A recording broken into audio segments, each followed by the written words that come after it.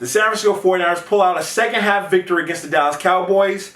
Right now, we're going to stick with it and just get to the direct facts. Here we go. I'm a 49er, I bleed red and gold. I've been faithful since I was 2 years old. We bout to score quick and count another ring. Being a 49er mean I'm a 49er. The San Francisco 49ers pull out a victory in the second half. The first half was something that I've never seen from the 49ers except the consistency of lackluster offensive play calling. Here with me today is my co-host, Elle. She's in the back helping me with all the comments and directory. Elle, say what up? What up? So yeah, we're going to get into it, have a conversation about the 49ers domination second half, but the lackluster from the first half. Elle, give me your thoughts and opinions about the first half of the game, your thoughts and everything. Thoughts about the first half of the game. I will not be ashamed to say to you, I was worried. You know I was worried. I told you that. That said, if it's okay for me to start talking about the second half already, what I started to realize, let me know if you don't agree with this. Okay. Or folks listening, let me know what you think about this. Okay. But I feel like I'm starting to see a pattern here. What's your pattern? I think that the 49ers are consistently better in the second half. Yes, the first half there was some maybe goofy throws possibly, there were some concerning penalties. There were some missed catches, right? Missed opportunities. Absolutely. But at the same time, I feel like, especially what we've seen over the past several games, is better performance in the second half. So it's kind of making me wonder what the cause of that is. Is it some kind of like a warm-up thing? Or is it maybe they're more experimental in some way in the first half? Because maybe they know they can bring it back in the second half if they need to. What are your thoughts? I think that the 49ers this year is just struggling in the first half because it comes down to the actual play calling. I think the play calling is something that the 49ers are not understanding because they're playing with a whole bunch of backups. The backups don't understand what's going on. How are they seeing it? How are they reading it? And I feel that the backups don't really necessarily are getting it and going with the flow of the game, and you're having a whole bunch of starters with a whole bunch of backups, and you have lackluster play calling. It's showing up on the field the whole first half.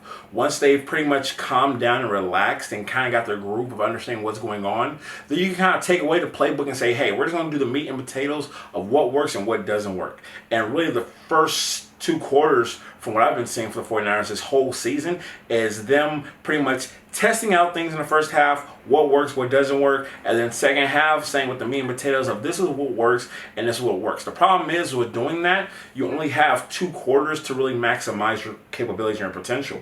And the potential of the 49ers can be so much better with just the backups, but at the same time, you're playing with guys who never even thought they would probably be in that position. So now they're just putting their best fourth effort out there, and it's working, but at the same time, it's not, we can do so much better. We can do so much better. The Dallas Cowboys is a team that should not make it to the playoffs this year. You know what I mean? They're fighting just like the 49ers for a playoff position. And watching Dak Prescott have not that bad of a game, it's just not consistent. He wasn't consistent this game until the fourth quarter. But I can really see how this was a game that, truth be told, Dallas should have won. But for some reason, lackluster play calling from Dallas, lackluster play calling from the 49ers, adjustments at halftime. It just shows who's the better coaching.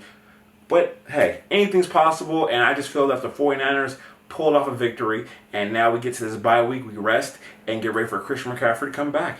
And that's what everybody's been waiting for. Will Christian McCaffrey come back? Will Christian McCaffrey be the person that saves the 49ers season? I don't think it's going to be possible, in my personal opinion. You're putting a lot of hope and wonders on one individual. But hey, anything is possible. As you know, I just today experienced Christian McCaffrey's plays for the first time. So I, of course, am new to watching football. I had to know, what is everyone talking about? What's all the fuss about, right? And so I saw that for the first time.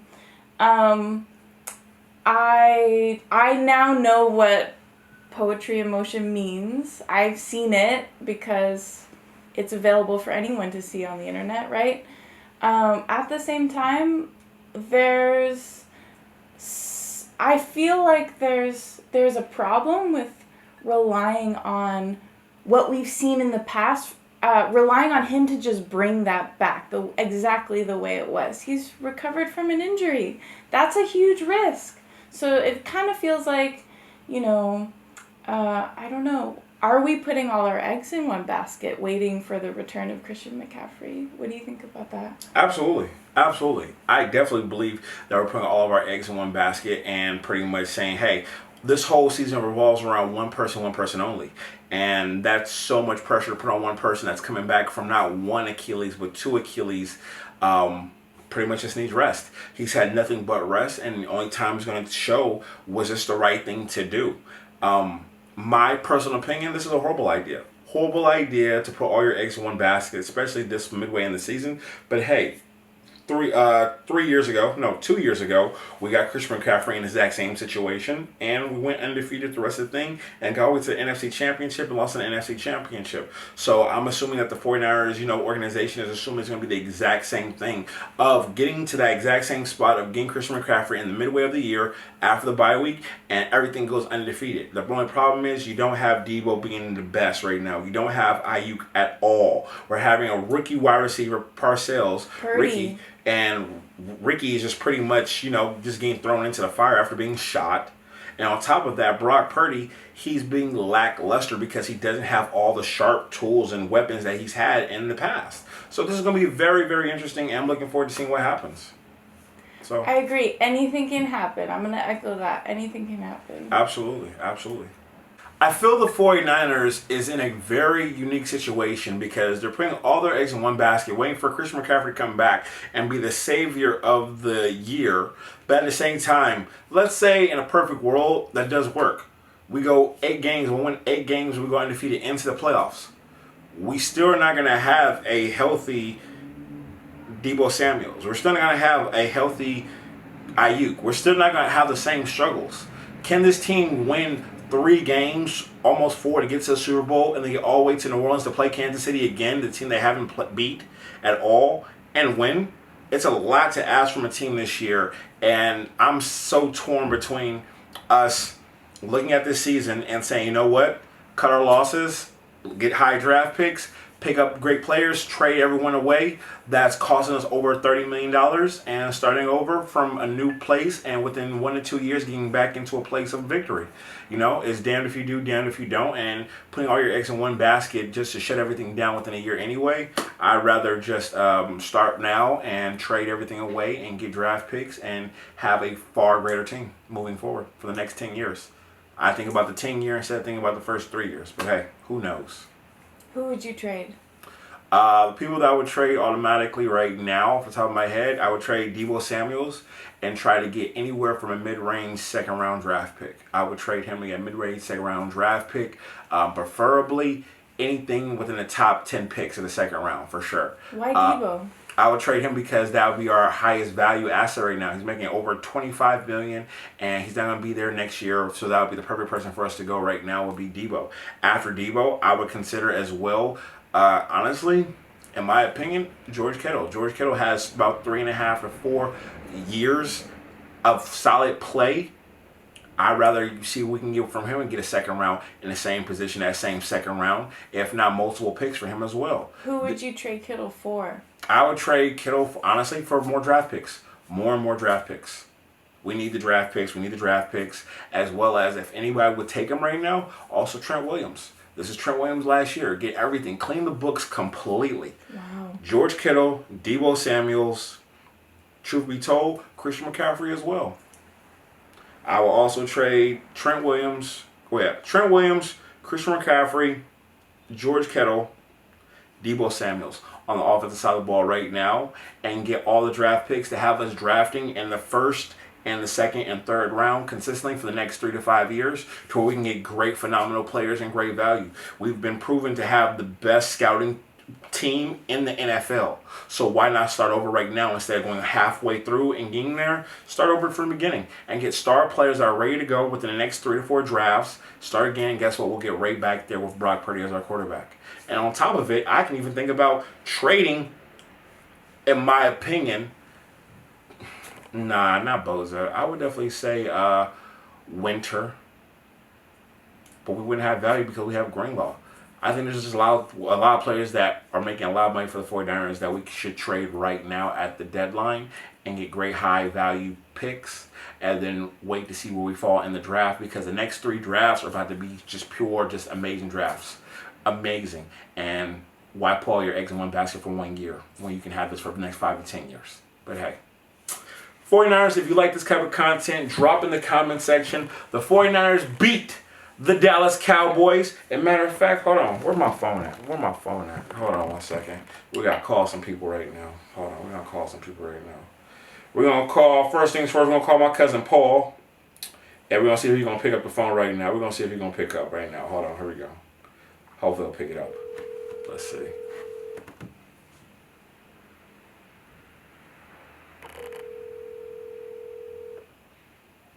I have to get my laugh ready. Hey, what's up? You know we was gonna lose that game. I knew we was gonna lose. You did not know that?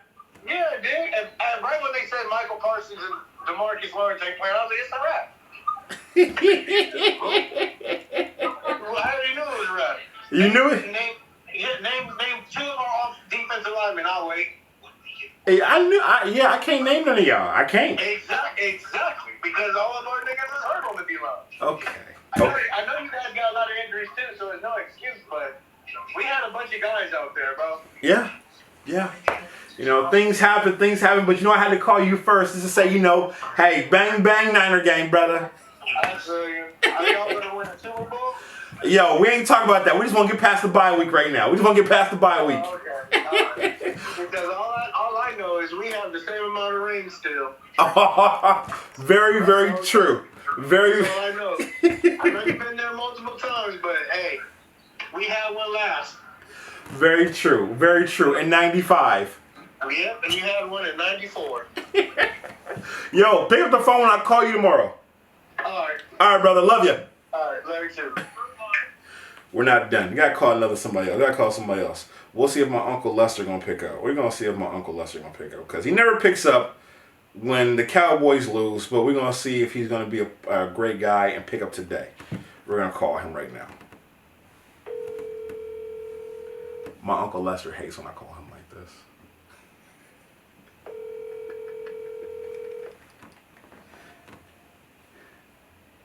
Come on, Uncle.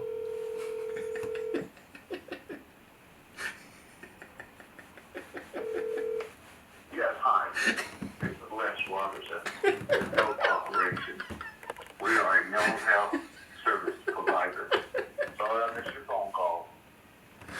I'm not going to leave him a voicemail this time. I'm not going to leave him a voicemail this time. Come on. I'm not going to leave him a voicemail this time. 49 Faithful, please subscribe. Ring the bell. It helps the algorithm do the algorithm thing. If you're a 49 Faithful, share this with the 49 Faithful. Try to put out better quality content for y'all. Thank y'all for tuning in. I appreciate you. Subscribe. Hey, 49ers beat the Cowboys as usual. Until next time, y'all. Let's go.